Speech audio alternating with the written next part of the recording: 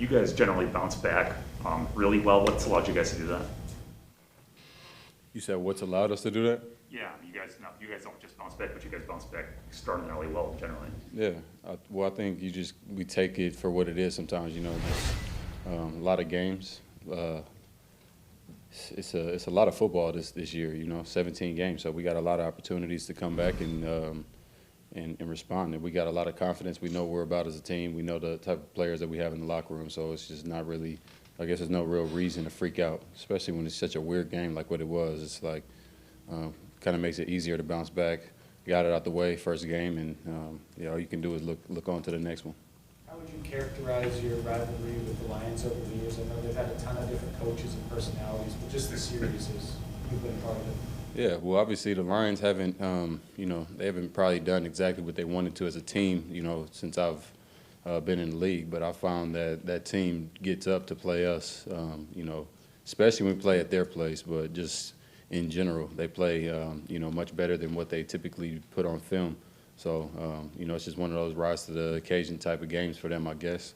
But it's a lot of the same guys, but things move around, some new coaches and some stuff like that. So, little tweaks here and there as far as how they get down and how they'll attack us on defense and offense as well. But I don't really have, there's not any, vendettas or anything like that. We don't hate any of the DBs or whatever. It's just another game for us. So only 12 plays in the first half, and then by the end of the third quarter, I just can't imagine your level of frustration when you're on the sidelines, when you're talking to Allen, you're talking to Vrabel, trying to pick the lock. What can we do to break this thing open? What was that moment like? What did you come away from that? Well, it was just weird. It's like I said, it's a much different conversation than what late in the third, what it typically would be, because, like you said, you only have 12 opportunities early on.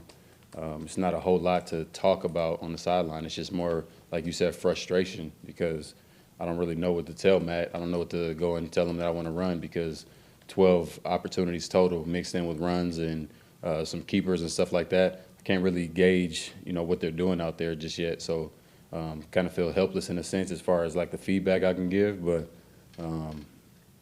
we just try to stay together, as a unit, talk out anything that needs to be talked out, communicate as good as what we can so we can make adjustments. But the more opportunities you have with the ball in your hand or with the ball in the offense's hand, you'll have a better success rate of actually being able to come together and, figure out a way to, go back and attack them the next time. So we just got to make sure we staying on the field as offense, and then, the defense is getting them off the field so we can get back out there. What do you see in the Lions secondary, particularly with the injuries they've had? And I imagine they'll have a rookie cornerback perhaps on you at least part of the time. How do you kind of prepare for a guy when there's no real game film on him because of he's so new or young in his career? Well, what I've been saying for years really is I don't really prepare for DBs. I prepare for the defenses more often than not anyway. So as long as I'm on top of what I got to do, and same with the rest of the wideouts, I think that it shouldn't really be too big of an issue. And no matter who's in there, it doesn't really matter to me. But it could be a rookie or one of the other guys they have. We just don't know. You don't know what they're going to do. So the more you start worrying about who's covering you and all that stuff, especially a player like me, I like to be able to dictate the tempo. So when it comes to just the personnel, I don't really, not in a bad way, but I don't really care too much about that. So, Davante, you have said that for a long time, but if you're a defensive coordinator, and I'm not saying defensive coordinators didn't say this last year, right? But we got to figure out a way to not let 17 beat us. Mm-hmm. And then obviously you put up the year that you had last year. Do you assume, I don't know if you could tell from one game because of the weirdness of Sunday's game, but what do you go in expecting this year for teams that saw what you did, already didn't want you to beat them, and now probably really don't want you to beat them? Yeah. It's a good question. It's I feel like the Saints already gave us a dose of that. You guys, I don't know how much film you actually get access to as far as like watching the whole deal, but that's basically how I get played every game now. Defense is just sitting too high and try to force us to run the ball.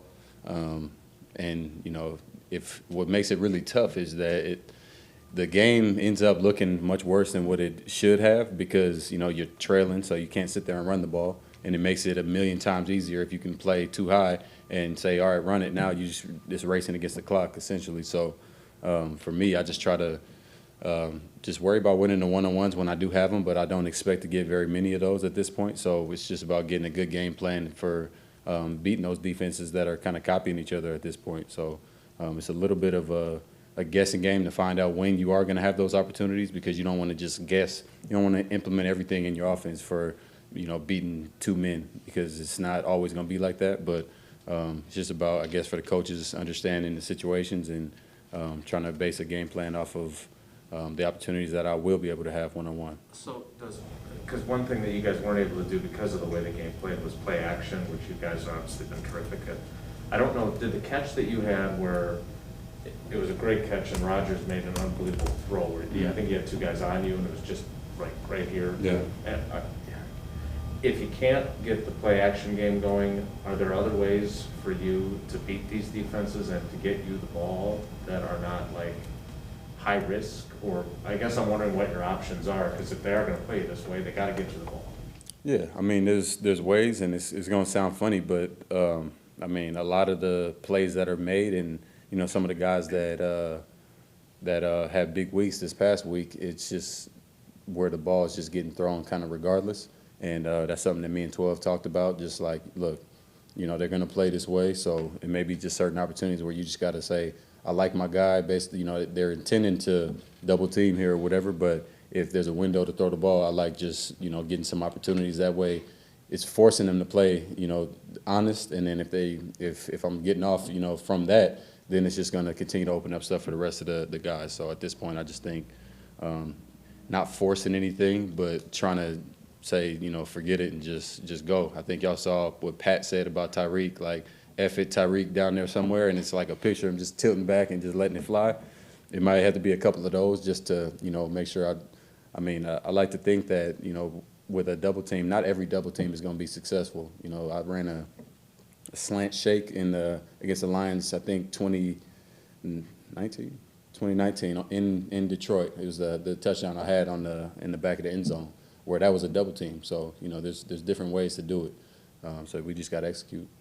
Speaking of dictating the tempo, do you have a preference whether you guys start with the ball or play for that double up if you win the toss? I haven't found out if I like getting the ball yet. That's a great question, man. It's been 8 years now, and I still don't know what I personally like to do.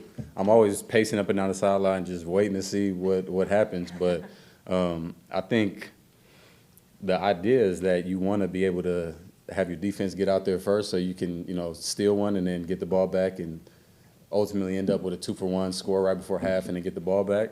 So I think I like that more, but sometimes I just be so on edge, ready to go, and then maybe their offense will get out there and have a long drive, and then all of that juice I just had, not that it's gone, but it's just not like I'm not walking around like all crazy anymore. So sometimes I like it, and then as long as we score when we get the ball, I don't really care either way, I guess. Has your opinion on that changed at all from college to the NFL, or have you always kind of gone back and forth on that? On whether or not I like getting the ball? Well, I don't know. I didn't really think about it before. It was a little different in college. My mindset going into the game was different. Things evolved, so I guess my mind was a little different spot before. Hey, Davante, on Monday night, they're going to honor Ted and add his name to the facade there. I'm just wondering, when you think back, what kind of memories do you have of him, or just what did his kind of presence in your life sort of mean to you in your career? It meant a lot, man. I mean, Ted's a great man. I'm forever in debt to him for just giving me a chance, man. I mean, just a young kid, raw, out of Fresno State, redshirt sophomore. Took a lot of chances to bring me up here and see how it worked out. So I'm just happy that it all worked out the way that it did. I'm still here too, and I know he'd be proud of the work that I've been putting in. So I think it's awesome that they're honoring him in that way. And yeah, big shout out to Ted for giving a young kid out of East Palo Alto a chance, man. Because I didn't know. Once the first round went, I thought I wasn't getting drafted. So I'm like, we haven't been in the league now.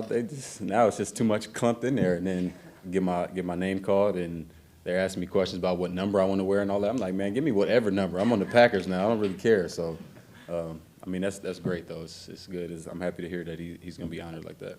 Davante, my colleague who covers the Cowboys wanted me to ask you this. He said that Amari Cooper was talking about how much he admires your route running and has learned from your route running. I don't know if you watched him at all, but if you have, what have you seen from his route running? Do you see him yourself in it, or anything he might have taken from you? Yeah, man, I'm glad you brought that up right now, Rob, because I actually feel really bad. So I did a thing, I think it was CBS, I'm not sure, but I listed like my top wideouts or whatever, route runners. And I was just naming some stuff off. And I mean, and this is, I hope Coop sees this because I didn't mention his name, but I did say whoever, you know, I probably forgot somebody, whatever. I can list off, I mean, if you ask me to list off my groomsmen right now, I'd probably leave one of them off. So Coop is for sure in my top 5, so I just want to give him that credit first because anybody that can influence a DB and really get them to do what, you know, is intended every single time, which is, you know, what I pride myself on. If I want to go left, I feel like I can really get you to move right anytime that I want to. I watch Coop's film too, so the wheels were turning. I'm thinking about all the great players that can run, and I just didn't think about him in the moment, and also didn't put an order to. They put an order. I never put an order. I just was kind of listing people off. So I don't know who's coming out, but Coop is definitely in there. I watch his film just like he watches mine. I think like I said, the way we can attack guys and kind of manipulate a defender is really it's between me, him, and Keenan. Like the way we move people is really similar. So got a lot of respect for Coop. You said you get the itch on the sideline with getting the ball or waiting to get on the field. And speaking of that, like on Monday night games, do you get that itch Sunday? Do you like playing Monday, or is kind of that wait, having to wait that extra day kind of hard a little bit? I don't mind playing Mondays at home. I hate Monday road games because you got to sit in the hotel all day with no football all day. So if we go play like a Sunday night game, it's not really a big deal because you got football to watch all day when you're on the road. But the Monday road games are tough as far as just being bored all day. So the itch is more like once the game starts, like I can wait for the week to get there. I'm always ready to play, but I can definitely wait, especially after you know how physical some of these games are. So yeah. Did you want to list your groomsmen or? Nah. I'm good. It's too far removed now. We're like 3 years out. I'll probably leave 3 of them out now. Last week you were talking about your journey a little bit, and I was thinking back, and there was a segment of the fan base that thought that Jeff Janis would be a better option. Janis over Adams, hashtag. Yeah, I remember that. Shout out to Jeff. I'm just wondering though, like obviously the fans were less than thrilled with your performance as a team on Sunday, and they're really important, right? They're extremely supportive of you guys. They're passionate. They sometimes go a little crazy. How do you process the reaction? You know, Roger said there can't be a freak out in the building. It's okay to freak out outside the building. But yeah. How does the kind of vibe around town or what you're seeing on social media or whatever, how do you process that? What do you do with it? I mean, people usually got to get to a point where you just get numb to what's going on outside of the building, just altogether.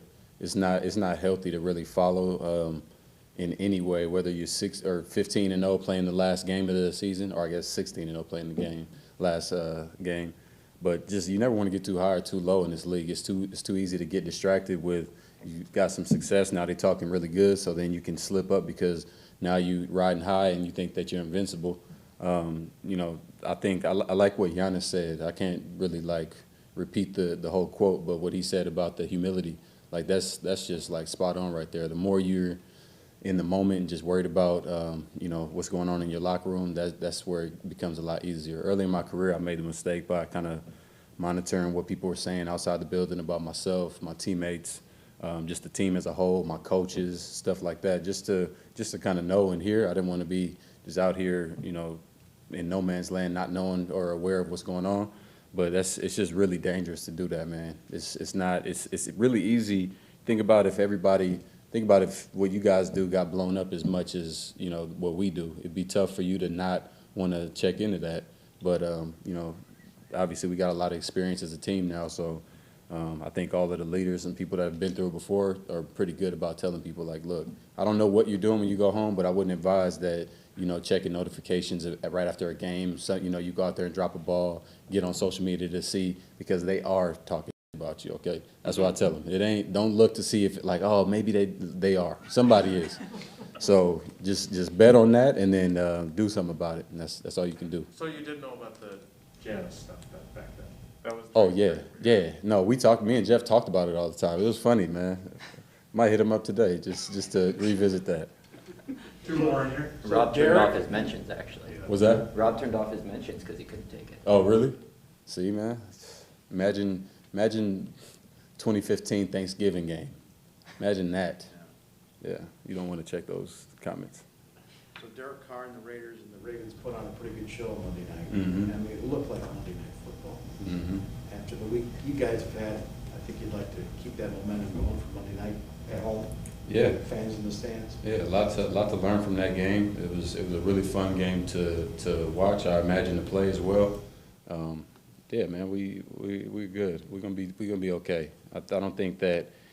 I think people just freak out because they know, like, somebody's got to freak out about this. Why not me? But they know at the end of the day, with the players and the mentality we have, nobody should really be shook up off of one game.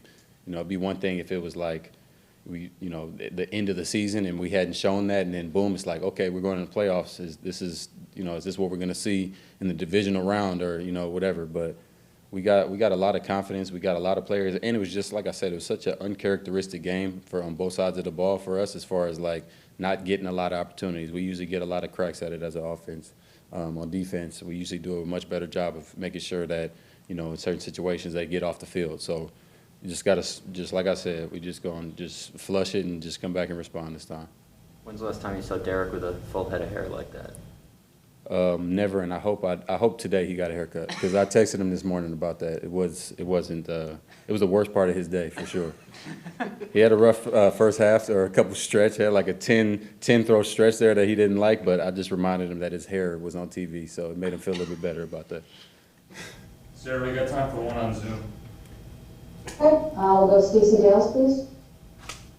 Thank you, Sarah. Davante, very simple. You guys just aren't used to losing, especially like that. What's been the specific response, I guess is the word, the response that you've witnessed within your four walls with your teammates this week? I mean, honestly, I saw a really good practice. I saw great energy today.